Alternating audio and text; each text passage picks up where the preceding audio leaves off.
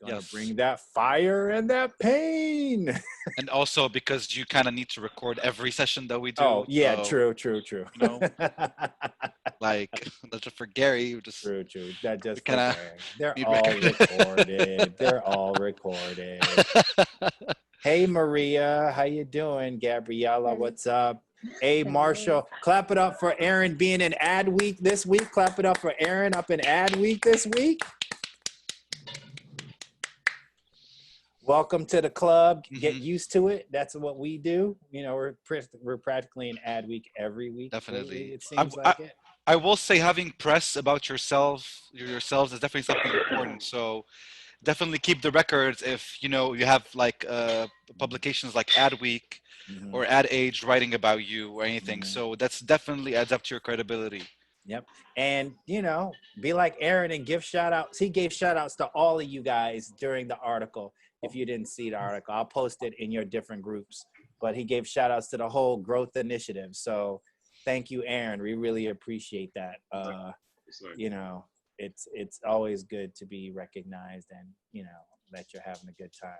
All right, who haven't I said what's up to yet? I said what's up, Maria. Hey, Sam, Cameron, Osvaldo, brother Alex, NJ, Brian, Tim, Nicole, Julia, brother Carlos is on, Jamshed, Alex, Emmanuel, Sydney's on. Hey. I know, Sydney's so dope. And you got to send me that link for your thing so I can drain the Roses account for your fundraiser. Hey, Tia, Blaine, what up, my dude? Sam, hey. I see you. All right, I think we're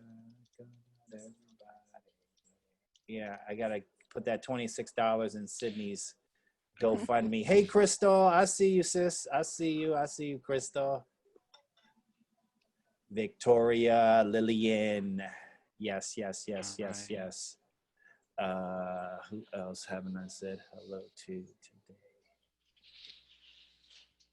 Is Clarence coming up now or at 8:30? I just he said he'll be here at 8, but I mean, if we want to just kick it off for time's sake. We have like 2 minutes. It's not 8 o'clock yet? It is 8 o'clock, but we can give it like another minute for him to get on. And my Apple Watch died, so that doesn't help. I'm trying to look at the time. Sorry. Who else have I not said hello to? Hey, Kristina. I think I already said hi to Alex. Hi. How you doing? Hey, what's up, Sam? I see you, my dude. Sam's like, I'm in my own world. Okay. What's up, y'all? Devon's here. All right. Class is over. Devon spoke. The closer's here. It's over, folks. The closer. It's over for you guys today. It is so over. Early Wednesday. You get to do whatever you want. It's over, guys. How y'all doing? Looks like they're doing okay. They've been busy, man. Lunch and learns and all this stuff. Like, getting all this good stuff from the one club and, you know, these Sunnyside chats. It seems like everyone's having a good time. All right, I'm gonna stop. We can start with Damon and then move to Clarence, if that's okay with you, Kenny. Yep, let's go. Okay, perfect, great, awesome. So as every session, I ask everybody please to mute themselves while we're giving the talk. And for this presentation at 8:20 p.m. you can start, you know, putting in your names and your teams for the people that I specified today, those who haven't had the chance to ask or participate last time. And then at 8:30, we move on to another Sunnyside chat with Clarence. But first and foremost... Yeah, Clarence is here, bro, just to let you know. Clarence is here? Okay, yeah. Okay. So then we can start together. Hey, what's up, Clarence? Hi, how you doing? What's up? All right, great. So we can start together then. All right, perfect. Then at 8:40 p.m., then everyone, for the people that I've given a shout out on Slack today, you can start putting in your questions and your team members. And without further ado, welcome to our second week and fourth session of the Growth Initiative. Today we have 2 very special talks from 2 very wonderful brothers who come from different disciplines. And I think it's very interesting because you kind of have like a corporate experience as well as a very creative and freelance independent experience from two different amazing individuals. First and foremost, Xavier University graduate who has been working at Procter & Gamble for the past 23 years in the communications department, and now he's the head of corporate communications. Everybody please welcome Mr. Damon Jones. And secondly, a member of 100 Roses from Concrete as well, and someone who's been working as a design director, creative director with many local and digital agencies, and now he's been working freelance as a creative director and designer, and also his experience in UI and UX. And is going to give you a very important talk of the importance of UI and UX design and software development in today's digital age. Everybody please welcome Clarence McGann. Awesome. So we're going to get things started. Thank you so much, you guys, for joining us in on this wonderful talk. I'm going to start off with you, Damon. Please, the floor is all yours. Give us your introduction. Tell us a little bit about yourself, you know, your story, how you got to Procter & Gamble. How does it feel like working on the client side, and especially in a corporate communication setting as well? So the floor is all yours. All right. Good evening, everybody. Hope everybody's doing well. Damon Jones, Chief Communications Officer at P&G. I guess I can't try to pass for younger than I am, since you told people how long I've been with the company, but I do have the pleasure of being our Chief Communications Officer. What does a Chief Communications Officer do? In some ways, he is the head spokesperson for the company. So I lead of an organization that's about 550 people all around the world. We are entrusted with the image and reputation of P&G's brands. So that is brands like Tide and Pampers and Gillette, household brands that are in your homes every day. And really what we try to do is really to steer those brands first and foremost towards making the right decisions, and then making sure that they communicate the right decisions, whether that is on decisions that they're making on how they're selling their product, or whether, in times like this, we're communicating on important issues that are important to the consumers that we serve. My career started off doing basic what we call brand publicity. I worked on Tide, and my job was to get people in magazines like Marie Claire and Good Housekeeping to write nice things about Tide and tell people to buy Tide rather than buy something else. And I essentially worked my way across the company. I've had the opportunity to work in 5 different cities. During my time, spent some time in Europe, working in our Geneva office, working in our London office. I spent several years working in our Boston office, which is where we run our global Gillette business from, and also spent some time in Singapore. And in each of those roles, tried to really just tackle different challenges. That sometimes I was looking at specific product lines. At other times, I was looking at multiple product lines within a specific geography. I've also had the chance to work in our mergers and acquisitions group, which involves communicating with various different audiences, such as financial investors. And so really what the core of my skill set is being able to, I call it read the room, understand what is the discussion that people are having as it relates to a brand or a product category or as a company, and then figure out how do I positively position the company for success in that regard. I also had the opportunity to spend about a year. I took a leave of absence from P&G in 2008. I was the communications director for the Democratic National Convention in 2008, which was Barack Obama's first campaign. So have always had some political energy and excitement. And when the opportunity came up to do that, figured it was good to take a little bit of a breath from the corporate world and to do something fun, but determined that I didn't want to work for the government. So came on back to the private sector. I guess a little bit of the questions, what do I enjoy most about the job, and what are some of the most challenging things about my job? First and foremost, I just think the variety of the type of work that I get to do, right? At a company like P&G, we have, some large brands, we have some small brands, we have some very well-known brands, and we have some brands that aren't well-known at all. So each of those times, similar to what you guys who are working in agency environments will know, is that the challenges for those businesses are very different. Sometimes you have business leaders in those businesses that have a very clear idea what they want, and they need you to help execute, or they're looking for someone to challenge those ideas.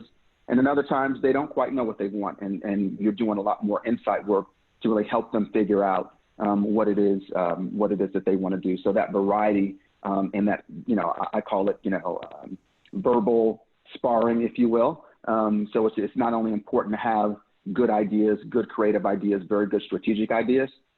One of the things that I've learned at P&G is you have to be able to advocate for your ideas very clearly, very effectively, and then knowing, if you're doing that in a creative environment, you're going to advocate for an idea a little bit differently than you are when you're client side, right? And really being able to listen, to understand, to constantly get that feedback about, hey, what's working and what's not, and then to constantly hone and apply those skills and those lessons time after time is really important.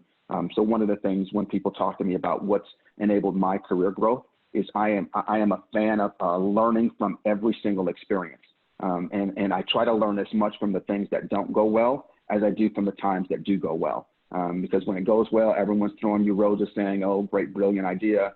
And sometimes you come up on a stroke of luck. But the times when things don't go well, really spending that thoughtful time saying, okay, great, was it a strategic insight that I missed? Was it a creative disconnect? Was it my inability to convince people on the business that this was the right idea at the right time? So really being interested to learn, being interested to ask for feedback. One of the things that I found in particular as a Black man in this industry is people are not necessarily forthcoming with you about feedback because they want to be positive, they want to be supportive, they want to be energetic. So sometimes you have to ask really specific questions to get the feedback that you need. So don't go into those discussions saying like, well, how did that go? Well, the answer is not how did it go, it's tell me what really worked. Tell me what you think that I did was really effective. And if you thought I could do something differently, how might I change, And what it does is it does two things. Number one, people love giving advice, right? And if they think that they can give you advice and help you grow, you want to put them in your fan club, right? So you are demonstrating to them that you are someone who's willing to learn, hungry, open to feedback, and people like that. Number two, what I said is it demonstrates that you can have transparent and candid conversations.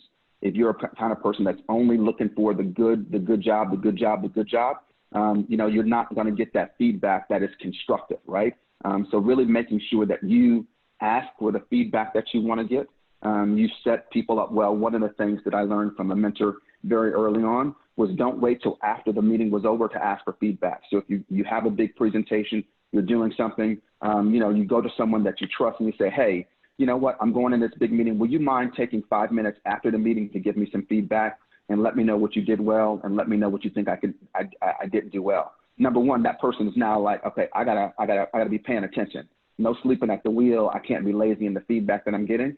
But it was a way to just bring people into your loop and into your circle of advocacy to really help you move forward. One of the things I spend a fair amount of time now on the client side is not just executing the ideas that are being thought of by people in different departments, but really ensuring that we are asking ourselves the right questions. And in this case of what's happening, the world going on around us is we're asking ourselves the question, how are we stepping up to make a positive difference when it comes to racial equality? And that's, been a really insightful experience for me because, my company is stepping up, right? And part of the reasons that they're stepping up is they have people on the inside who are advocating for that type of change.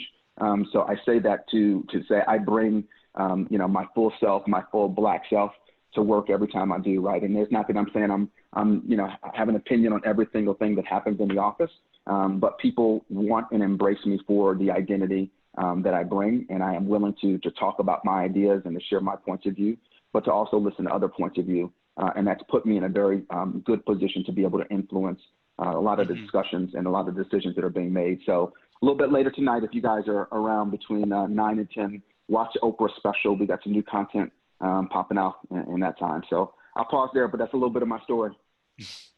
Thank you so much, Damon, giving us the whole rundown from A to Z right away. Yes, no time wasting. That's exactly how it's supposed to be. Thank you so much for also providing us some insight about your experience, also being a Black man working in corporate America and also internationally. We're going to come back to that point actually and talk about your experience working internationally. I do want to hear from Clarence about his experience coming from the creative side and also working independently in comparison to corporate. Clarence, tell us a little about your story. Hey, so yeah, thanks for having me once again. I'm happy to be here and share. My story is, a bit unorthodox because, as far as the formal education and training goes, I didn't really finish, college. I actually, which is part of the reason I think for my personal success and my unique situation. It's just the way that I learn is like very hands-on and very kind of like, on the ground running. But I did go to college in Atlanta, Mercer University. Studied visual communications for 2 years and then decided I didn't want to do it anymore. And then I kind of came straight out of that and started my own business. I had 6 partners when I first started my own business. And, our first client was actually the Boys and Girls Club of America. We had one of my partners knew somebody there and they had something going on. And, it just so happened that we could do it. So we did it.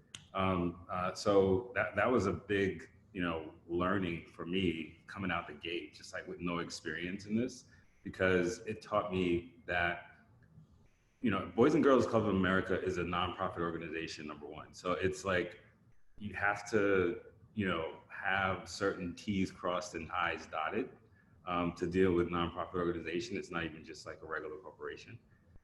So there were certain things that I learned like really fast, how to kind of like put together to form an LLC, to form a partnership, to have certain certificates and insurances and things like that I didn't even know existed. I thought I was just going to come out and just start making money and just like, that's it. But it was a lot of paperwork.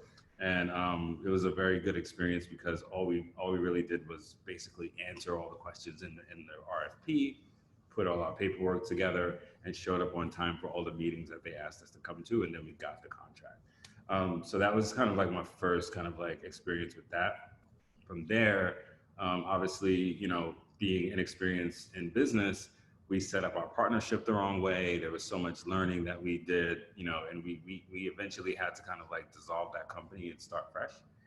So that's what I did. I broke off from those partners. And then I moved back to New York to take on like consulting jobs. And that's where I met Kenny and all other guys in advertising. So when I came back to New York, I got my feet wet in an agency life. I really liked it because it's really creative. I actually started out as a developer, a coder, so I can code. And what that did was it basically, put me on a path to being a UX practitioner, because UX practitioners have to understand, human-centered design in addition to technology, in addition to creative. So there's like 3 layers of things that you need to know as a UXer. And so not even knowing I was a coder, and I've always been creative. So I was able to take my coding and then, create some things and make that stuff come to life through code. So it was kind of like this natural kind of thing for me. And as I was working at agencies, people started to notice and they said, hey, can you also design this thing in addition to coding this thing? And I was like, sure, no problem. So I started doing that, like officially taking jobs doing that, until I became sort of like a hybrid sort of creative director or art director or whatever you want to call it. The idea there was someone that can do the technology side and also someone that can do the creative side. And, again, learning hands-on on the job, I learned all the creative stuff in advertising that I needed to learn as far as like above the line stuff. That means anything TV, print, outdoor, things like that. I also learned through the line stuff, which is kind of a hybrid of both. It's like above the line and below the line. Below the line is actually digital. And so that was kind of like where I started to really ramp up my skills as a leader in the space. And then fast forward 5 years from there, I just started to realize that advertising wasn't kind of like what I wanted to do. I wanted to be a product designer, someone that could be like a Johnny Ives of Apple, who could like release a product and then iterate on it over time and just keep making it better and better and better. So I started getting jobs at startups and things like that. So, I have equal balance of experience with startups as well as big organizations, as well as independent, because I do have my clients. I help my friends out. And I also launched a business to help underrepresented entrepreneurs get funding through lean UX and things like that. So that's a little bit about me. I mean, that's my history, and that's kind of what I've been doing for the past 5 years. Awesome. Come through, Clarence. Thank you. Clarence is honestly a great resource for if you guys want to hone on your coding skills and know more about UI UX. So please do reach out to him on the side if you have any questions for any of you creatives who are interested in that specific skill. We're going to come back to you and ask you about a project that you've worked on that you feel very proud of. Right. But first, Damon, given what you've talked to us about, like working at different offices around the world, can you expand a little bit about the idea of you being a Black American man working in global cultures? Because sometimes, specifically from my end, I really vouch for, you know, all the GIs and or any mentees to really be exposed to global corporations and not just corporate America, because we're always stuck in that bubble called America and what corporations exist in America. But how was your experience working with other people from different cultures and backgrounds around the world? And how did you navigate that being Black American?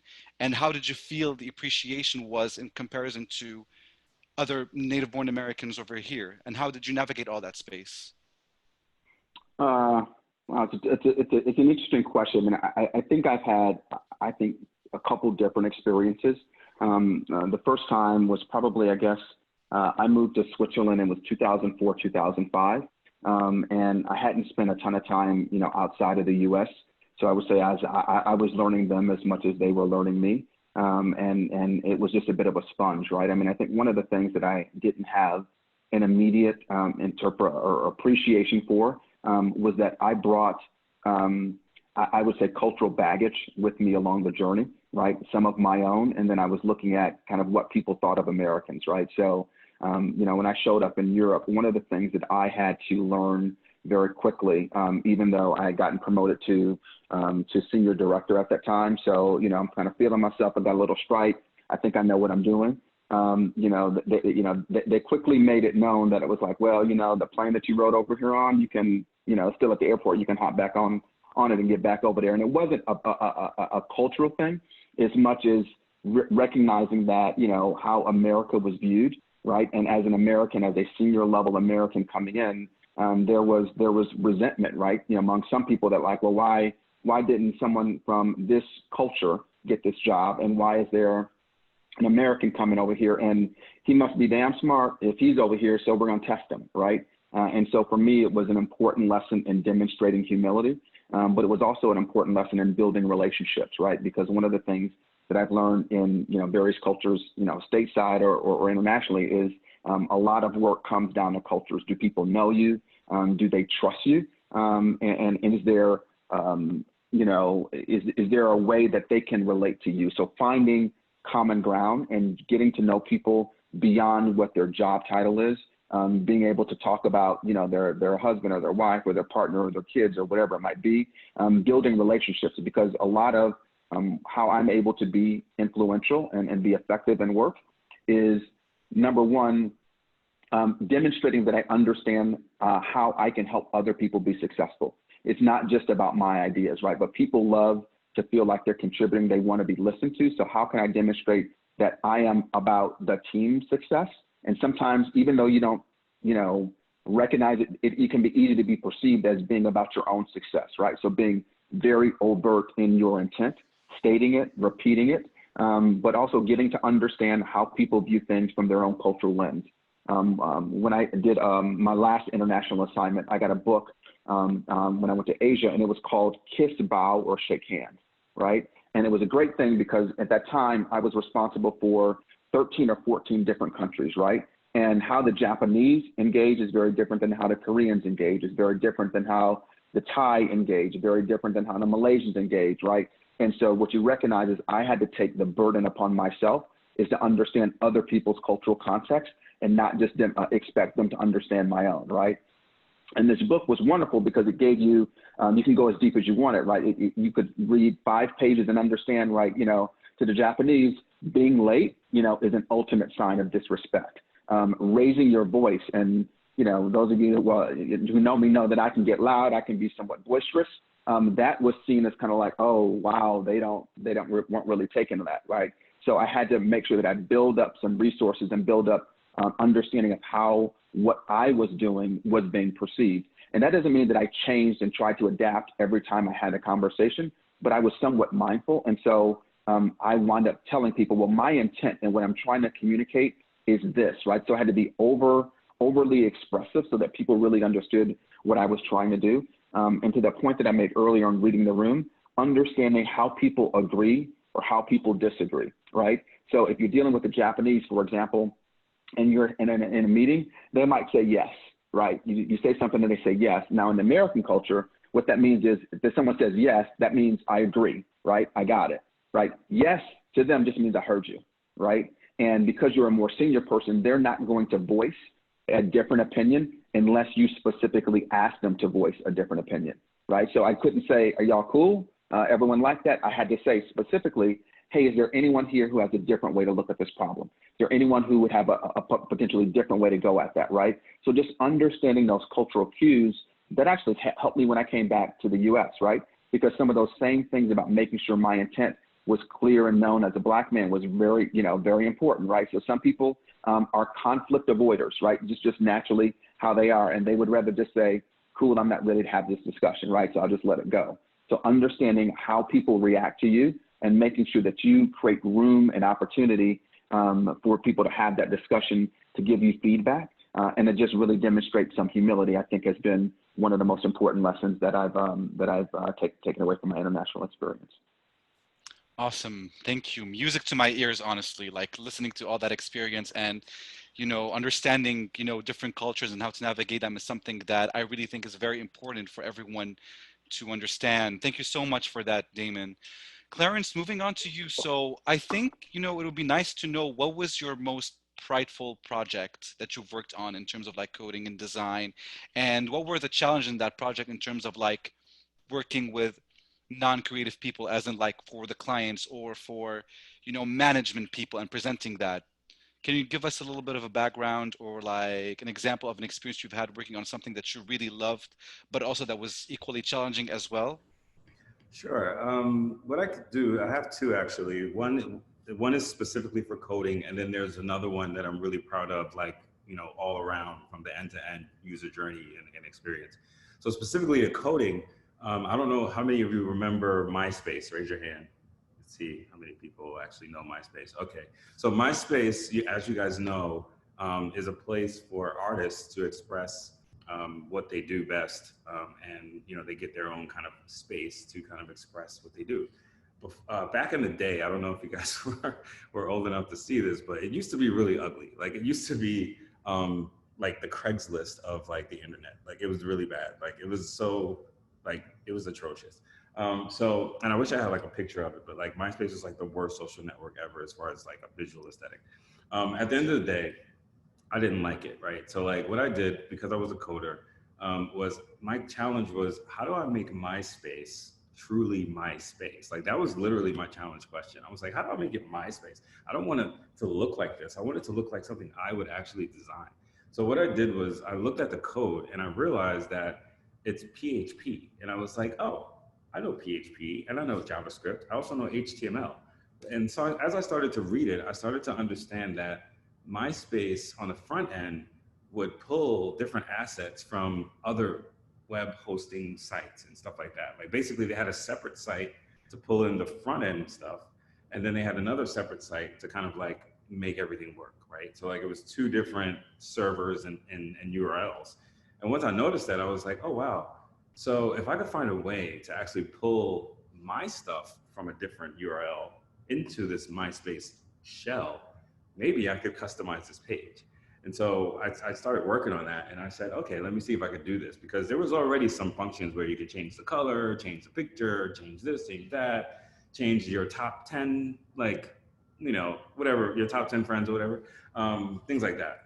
So what I did was I started reading the code, and that's why coding is so important and so crucial, because you can actually troubleshoot and figure out ways to fix your own problems, or come up with your own solution. It's very valuable to learn a little bit of code, at least basic. So anyway, started looking at the code, And I actually worked on it for maybe 2 weeks, and I figured out how to erase all of the design that MySpace did and pull in my own design from another server. I started with just an image. I said, how can I change this banner at the top? Maybe I could just change the banner at the top. So I started messing with the code, and I redirected the banner URL to my site to pull in another image, and it freaking worked. And I was like, holy shit, I'm onto something. I'm about to go ham. So what I did was I started with the header, and I moved on down the page. I said, okay, header, I'm changing that. I got my nice cool header now. Now I'm gonna start on the left side and change all that stuff. Then I'm gonna change my top friends. Eventually, I was able to pull in code that literally like entirely replaced the entire MySpace page. So when you went to MySpace page, you know what I mean?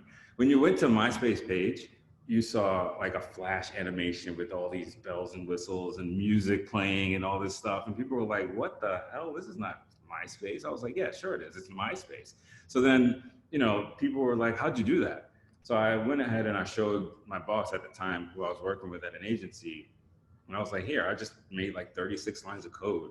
And these 36 lines of code start at the top of the page and start erasing and replacing what's on MySpace and bring it in your own custom stuff.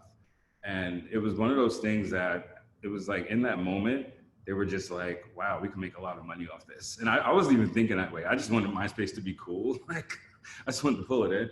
And they were like, no, we can make a lot of money off this. So we basically productized that code, and we started selling it to like all of our clients, HBO, Cinemax, Showtime, Paramount Pictures, because, you know, those are like movie houses, right? So they would love more than anything to have like a trailer really big and bold on like their homepage.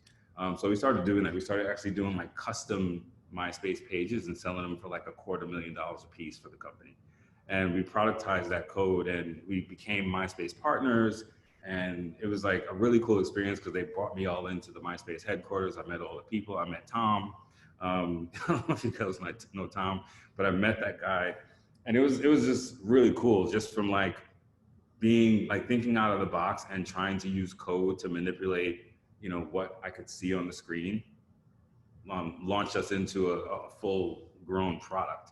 I'm still friends with the CEO of that company, that agency I was working with.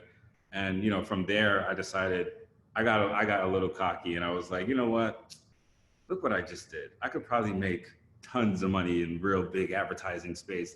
I'm gonna go ahead and resign and go to advertising and make some real big, bold moves, which I did. But, you know, it was one of those things, you know, I just saw that. So that was, from a coding perspective, a really interesting product and project that I worked on, just working on those different MySpace pages and working with the company to productize the code that we created and come up with this partnership with MySpace. It was really cool. We ended up being a social media agency of the year for 5 years in a row. It was Deep Focus, by the way, if you want to Google any of that stuff. Deep Focus was the agency I was working at. So that was the from a coding perspective. From a design perspective, from an experience perspective, my favorite project is actually Reebok, because it was like an integrated campaign. It was a worldwide international dance party that we basically drew from the Reebok Classics brand. So basically what the problem was there, and this is where I was, you know, doing, you know, the first chance I got to basically exercise my UX chops in full was on Reebok, because the challenge was, how can we make Reebok cool so that, you know, tastemakers and entrepreneurs and people that are influencers want to wear it? Because as you guys know, Reebok kind of was losing its edge, you know, for a little while there. You know, once you start seeing your brand in Marshalls, you're pretty much done, right? So like, they were like, okay, we can't go to Marshalls. How can we fix this? So I was hired by an agency called Tribal DDB, and they were like, Clarence, do you know anything about Reebok? And I was like, do I know anything about Reebok? Yeah, 5411s. Those are like my favorite, you know, colorways. Like I had all the colors, green, yellow, blue, red, like, what you talking about? And they were like, 5411, what the hell is that? And I was like, oh, it was the price plus tax, you know, for any Reebok classic sneaker. And they were like, oh shit, that's like so freaking cool. Like that's a thing. And I was like, yeah, no, that's a thing. That's a New York thing for sure. $54.11. So like, we already knew if you got $54.11, you could buy a pair of Reebok. And they were like, you know what, you're hired. You're gonna do this campaign. And we want you to make Reebok cool again, not single-handedly, obviously. You'll have a team and you'll have a lot of resources and you'll go at it and, you know, hopefully we could do something cool. So I came up with, you know, I basically bit off of Burberry. Burberry had a site called The Art of the Trench. And it was basically a grid full of trench coats. And every time you click the trench coat, it would just open up and give you like the backstory of that trench coat. And I was like, oh, this would be cool for Reebok if I did that. So I like took that idea and I basically went and I was like, oh, I'm gonna make a conceptual mock-up of like what the Reebok, new Reebok website could be. And it was basically a bunch of squares with different pieces of culture inside of it. People dancing, people doing hair, people, you know, roller skating, barbers, makeup artists, people playing with like light graffiti and cameras and things like that, just like all over the world, just doing stuff. And the boss, like the chief creative officer at the time, he loved it. He was like, oh yeah, we're gonna do this. This is what it's gonna be. We're gonna call this the International Dance Party. And I was like, oh, okay, cool. So we did that. And to push that further, we did a little bit of research and we were like, hey, what was Reebok originally? Because right now they're trying to compete with Nike, they're trying to compete with Adidas and Puma. I don't, you know, and why are they losing, right? So what we did was we went back to our research and we were like, what was Reebok before it was what it is today? Well, it was a fashion brand, right? It was never a sports athletic company and it was never definitely a technology company.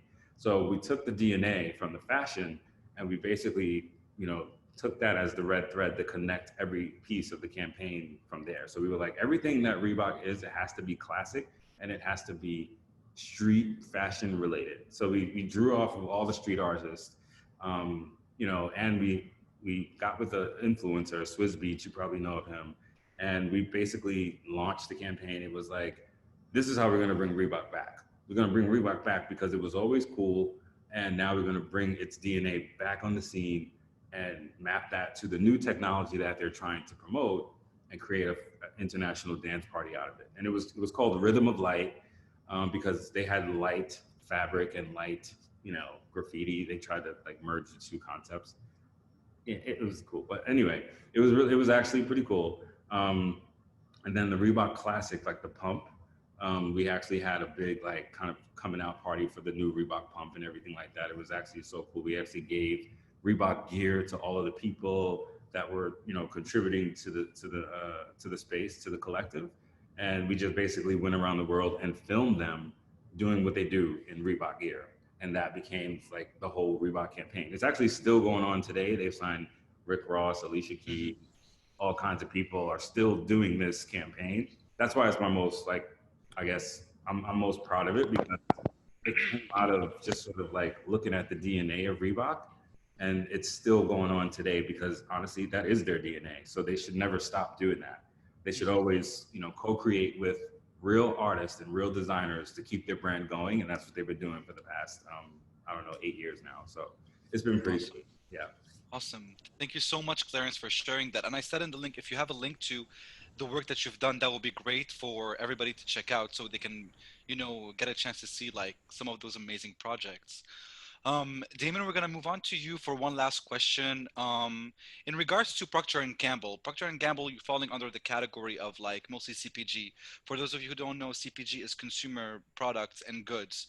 So generally for CPG, how is the company doing right now in terms of like the pandemic, in terms of like revenue and profits, all of that? And what does that mean to hiring and hiring positions that fall under creative roles and positions that fall under like managerial roles? That's part A. Part B, how did the company respond to the current hashtag Black Lives Matter movement? And what statements or what initiatives have they been doing? Yeah, sure, Jed. So the question of, the COVID-19 pandemic, it's actually been interesting because we're a global company. We have 5 billion consumers that use P&G products around the world every day. We're in 180 countries. And so it has impacted our business in different ways, depending on how intense, so obviously it started in Asia, moved to Europe and then to the US. And now we're seeing it peaking in Latin America. So the business impact in each of those regions has been somewhat different. what I would say is our U.S. business is incredibly healthy. I mean, over the last quarter, we actually had the most successful quarter that we have had as a company in more than 15 years. Part of that is, we are in a business where people are buying, everyday products that they need, right? Health, hygiene, and cleaning products, right? So in this hyper environment, people are running out and buying Charmin and Bounty paper towel. They're buying cleaning products, right? They're buying more Tide because they're at home, people aren't buying as much deodorant at home, but that's a whole different story we need to worry about. But across the majority of our product categories, people are continuing to consume products. So our biggest challenge, frankly, has been able to keep our production operations running 24/7. But the company's healthy. We made a commitment around the world that we were going to hold onto every single intern offer that we had extended, and we were going to honor every single full-time job offer. So different parts of our businesses were, some were doing well, some weren't doing well, but that was a commitment that we felt, we made to people and that we needed to keep. And we actually wound up taking on more interns where, because people, unfortunately, weren't able to honor all of their, other companies were not able to honor all of those. So I feel good about that. And that's not a slam against anyone else. I just think we're fortunate enough to be in that position. So, from a COVID relief standpoint, we're doing a lot. We're partnering up with a lot of different organizations. I think one of the unique things that we've been able to do, because P&G is also the world's largest advertiser, is to use COVID-19 as an opportunity to shine a light on bias and inequality, particularly here in the U.S., where, as you guys know, Black and brown communities have been impacted disproportionately.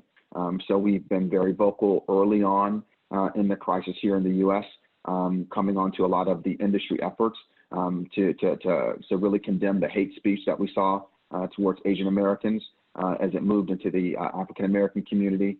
We got involved in a lot of fundraisers that really, try to do relief efforts in that respect, both for the African American and the Latino community. In both the Black community and the Latino community, we actually created new advertising, right? That really highlighted the disproportionate health impact that it had on the African American community and the disproportionate economic impact that it had on the Hispanic community. So we tried to use that opportunity to really just elevate people's awareness of that, so that we can do that. As it extends to the current focus on race, this is actually our biggest week in what we're doing. We've come out, we've established a $5 million fund that is on top of all of the other justice and equality work that we're doing. That's going to benefit a wide range of organizations, people who are on the front lines fighting for justice and equality. And we're going to continue that for the next couple of years. So it's not just, empty, hashtag Black Lives Matter post on Instagram. We're about the work. This week, we've been really active in bringing programming. So last night, Gayle King had a special that was about policing on CBS and BET. So we underwrote that so that could be brought to people commercial free. Some of the ads that we talked about in the chat, we aired on that. We're airing Oprah's special that aired, part one aired last night. Part two is on tonight live at 9 Eastern. So we're bringing that programming, and we've got some new ads that'll roll out then that really are just calling people to become not passive supporters, but active activists, allies and advocates for equality. So the biggest thing that we can do is to really use our voice as an advertiser to make positive statements because that inspires individuals, and more importantly, it inspires other companies. So we call that really being a force for good and a force for growth because yes, it's the right thing to do for society, but it's also the right thing to do for business to step up in this moment. Awesome. Thank you so much, Damon. I appreciate that. Clarence, really quick, last question for you. If we can know really quick, how do you navigate finding clients as a freelancer? And give us how has that happened to you? For anyone who wants to venture a freelance role, if we can know just really quick as an insight for anyone who wants to maybe become a freelancer later on. Yeah, if you want to become a freelancer, navigating clients is going to be, probably one of the toughest parts of the job. Like the rest of the job is going to be fun. You're going to have a natural skill that you can just hone with every single project. I call it failing fast and learning faster, because that's basically the whole premise of UX is like figuring out what not to do so you know what to do. So, it's one of those things. So at the end of the day, finding clients is going to be your hardest part. What you have to do is get cool with recruiters. Let recruiters be a good resource for you, right? Like, find recruiters. I know. They take some of your money, but it's a good way for them to get you in the door and in front of people that you might not need recruiters for later on. Hint, hint, right? So like, they put you in the door, you make your own connections, and then later on, when you're done with that job, maybe a year or two later, you can reach back out to the people you were still cool with on LinkedIn or wherever. Hey, remember me? I used to freelance there back in the day, blah, blah, blah, blah. Do you guys need my help for anything like that? I mean, because at the end of the day, recruiters will have you, but it's only for a limited time. I think it's like 2 years or something like that. After that time, you can reach back out to people that you've connected with and work with them directly. That's one good strategy.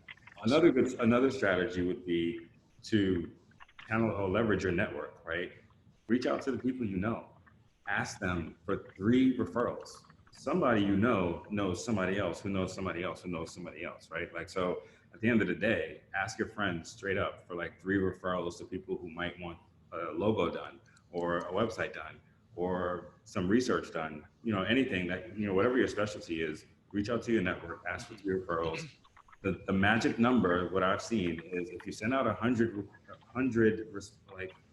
if you send out 100 emails to 100 of your people in your network, 2 of those are going to actually become clients. So if you just do the numbers, that right there will get you kind of like going in this space. I don't know if they're going to be big or small clients. It depends on who you know, but it's a way to get your own client list going.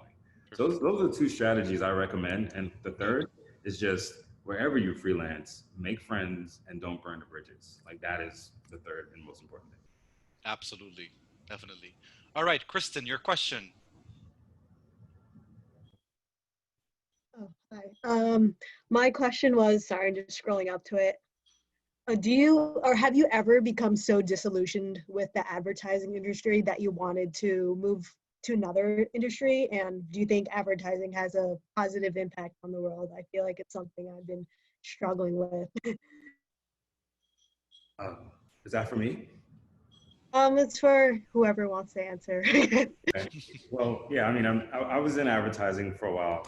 Yes, I have been, disillusioned. I mean, I thought it was the coolest thing since sliced bread at first because I was making cool campaigns. I was in offices where it was fashion week every day.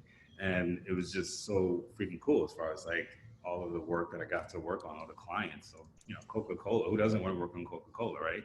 So like, that's the kind of stuff that when you first get in there, you're like, yo, this is the jam. I'm going to be here till I die. But as you start to understand the business, the one thing I will say is, and it's a personal choice, advertising is meant to sell, right? Do you want to help companies sell forever? For me, it was like, yeah, I can help them sell forever, but I also wanted to make some purposeful products that actually help people in their day-to-day lives. So that was kind of like the thing that I didn't see advertising having. And that's where I started to think about, okay, maybe I should go to another industry where, and that's where, fintech and, digital technology startups came into play because they're actually working on products that have more social impact, they're more purposeful. They actually make apps that you can use day to day as opposed to just putting out ads that just tell you to buy something. Awesome. Great. Samrudi, your question for Damon? Firstly, wow, I don't think I've heard my full name in the longest time, so thank you. Take that, Kenny. Also, thank you for giving us your valuable time and knowledge. Damon, you have appeared alongside rappers and activists in the second episode of Nat Geo's docu-series Activate. And I would love to hear about your experience, given that you were such an essential part of that docu-series. And P&G, as a globally recognized brand, has always made it a point to do good in the world. So I would love to hear about it. So first of all, you've got some stealth Google skills since you found that out. Sorry, let me get this light out of my face here. You got some stealth Googling skills to go on out there. So by way of quick background, one of the projects that we worked on was a docuseries with Global Citizen and National Geographic that was aimed at addressing the global poverty crisis. And one of the specific areas that we worked on was ending the cash bail system in the U.S., right? Cash bail basically says when you get arrested, you get thrown in jail until you can pay bail. But we know that Black and brown communities are policed at a higher rate, so that there are more of us in jail for crimes that we did not commit. And we have to stay in jail much longer simply because we cannot afford to get out, right? And so if you think about, you don't have money to get out, the longer you're in there, the greater the impact it is going to be for you, your family, and it just starts a really negative cycle. So one of the things that we wanted to do was to raise awareness of that. What I'd say is, stepping back, one of the difficult challenges that we have and that I have is figuring out, with so much opportunity to do good in the world, which are the causes that we choose to support, right? I mean, it's no different than any of you. If you've got hours of time that you're going to volunteer over something that's important, how do you choose that, right? And for us, we try to look at, what are big issues that we think need attention, that need solving, and where do we have a unique skill that can contribute to that, right? And so for us, it is really about the attention that we can drive to that. And for me, I always try to find an intersection of personal passion. All of you are talented and will have opportunities to work for companies, to work for brands. And you're not going to like every single client. You're not going to like every single assignment, right? But if you look at the portfolio of companies that you can work with, are, one of the choices I made early on is, did I want to work for a tobacco company, right? And that was a choice that I did not want to make because I didn't feel that my heart was in it, right? So number one, finding, a company or a brand that you're passionate on. And even if you don't have a ton of passion, because I didn't have a ton of passion for laundry detergent, making sure, that the values of the company that I was working for was something that I felt good coming home to and telling my friends about every night. Like I wanted to have that.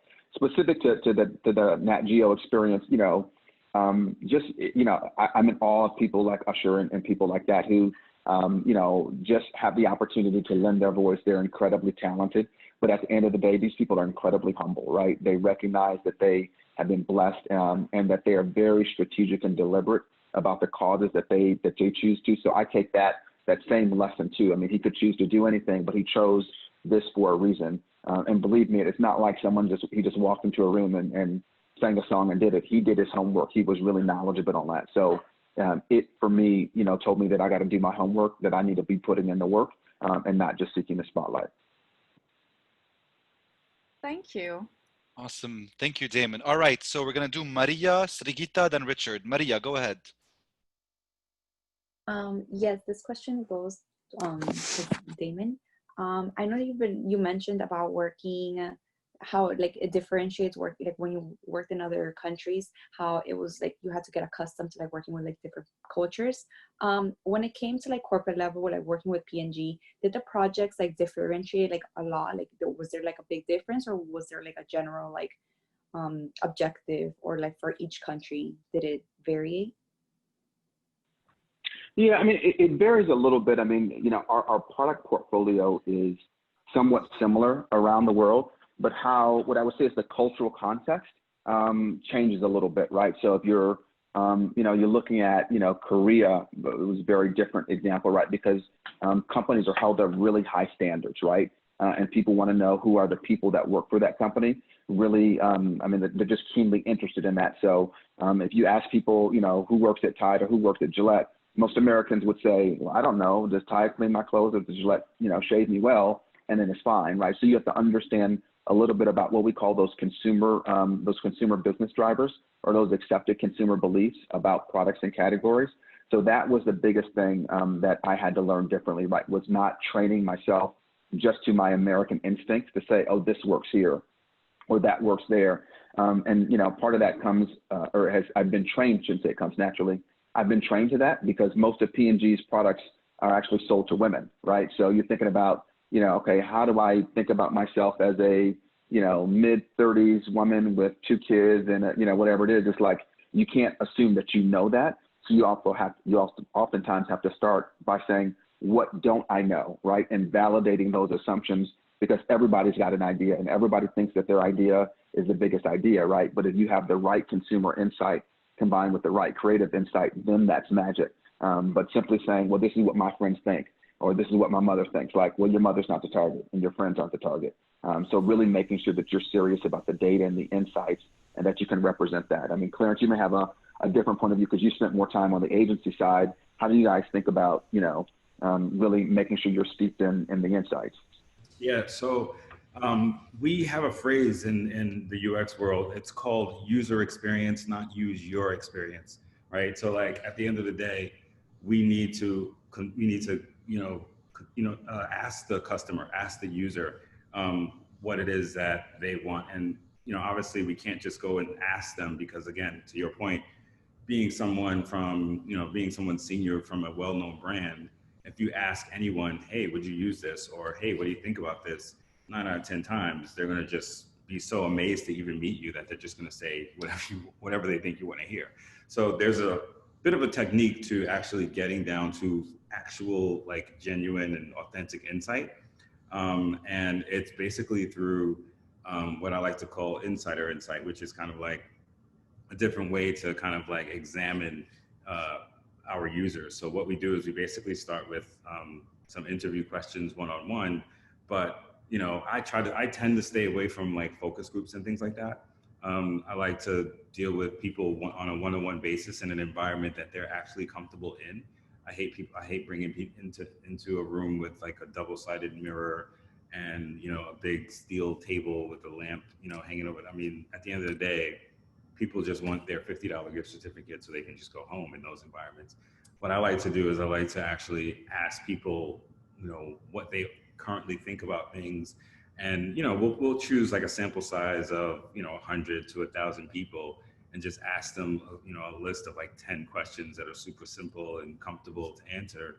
And then we'll go in and we'll find sort of like similarities amongst all of those answers and come up with, our assumptions and validating those hypotheses that we have. So our approach to research is a bit more intense. Like we go in and we really sit with people. Like we have different types of studies.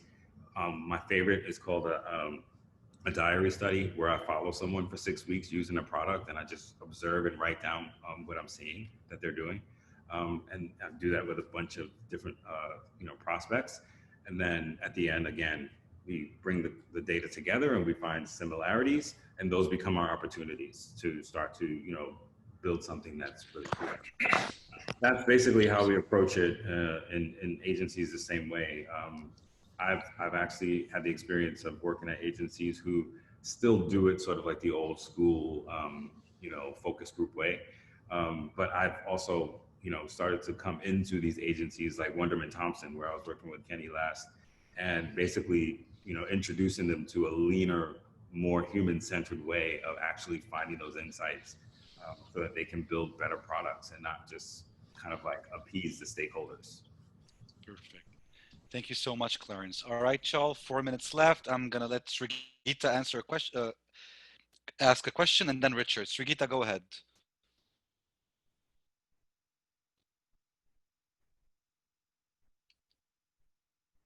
If not, I'll move to Richard.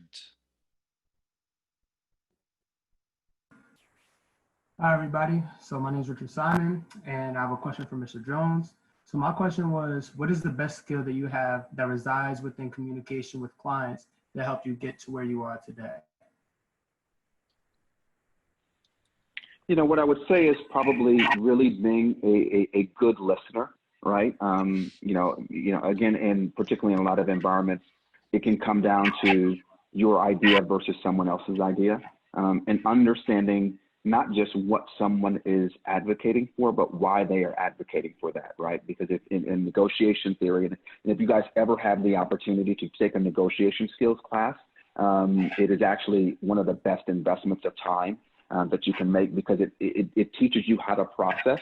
And one of the insights that you learn is it's not what you say, it's what they hear, right? And so, being able to listen to what people are saying and then to ask meaningful and probing questions. Well, okay, this is what you think. Well, tell me why you think that, or tell me what's the underlying assumption for that, or Tell me, have you, would you think the same if something might be different, right? So many of us, we try to go right back at people with a different point of view. And once people understand that you are listening to them and that you guys have a shared objective, then I think, you can get in there and battle out that opinion. But so I think listening is number one. Demonstrating that you listen is number two. And then, there are times when you're making a decision when, you're just going to go to option A or it's going to go to option B. I always try to go back, and if I get my way or if I don't, making sure that I'm very straightforward, saying, hey, I know this didn't come out the way you wanted, but I'm still committed and I value your opinion, and I need you to continue to hold me accountable, and I need you to continue to disagree with me because that makes me better, right? So demonstrating that you're okay, and what I find is people are willing to share their ideas with me much more readily because they know that it's not like we're going to leave that room and someone's going to have a chip on their shoulder. Mm-hmm. Thank you. Thank you so much, Damon. Appreciate it. Thank you. Awesome. Well, you guys, thank you so much for joining in on this wonderful talk. It was really amazing to see two different kind of disciplines and your experience in them. You guys can reach out to Damon. Damon, if you want, like maybe email or LinkedIn, whichever method is preferable for you, if anybody has any additional questions. But I think, Damon, for you guys, is a really great example of, someone who works on the client side, a corporation side, not necessarily advertising. Just to give you an idea that the world is not just advertising agencies. You have the client side and actual corporations who are the client themselves who work with agencies. So put that into your mind also as creatives, as people management roles, or as project management roles, or anything. And also, that later on you might also become your own agency like Clarence and be freelancers and own any project and work on your own terms and everything. So it's really two different types of experiences, just for you to know that you may have different directions in life. There is not one direction, and there is not one agency or one type of industry that you can go through. So keep that in mind from today's session. Thank you so much, Damon, for your words of wisdom. Clarence, thank you so much for your Renaissance man approach to your work. I appreciate you guys so much. And now we're going to move on to